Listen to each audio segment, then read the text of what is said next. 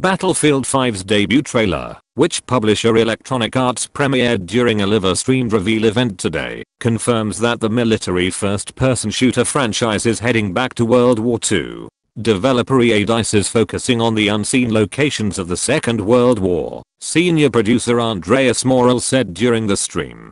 Battlefield 5 will take players to theaters of the war that players may be less familiar with, such as Norway north of the Arctic Circle and the ruins of Rotterdam, the Netherlands. It will be the first full Battlefield game set during the Second World War, since 2009's Battlefield 1943, although the opening mission of 2010's Battlefield, Bad Company 2 took place in that conflict. Of course, the series began in World War II with 2002's Battlefield 1942. A new gameplay element shown in the trailer was the ability to go prone on one's back. That includes the option to crawl backward and to slide down hills while firing. Battlefield 5 is set for release October 19th on PlayStation 4, Windows PC and Xbox One. EA Access and Origin Access subscribers will be able to take advantage of the Play First trial starting October 11th, and customers who buy the Deluxe Edition can start playing October 16th.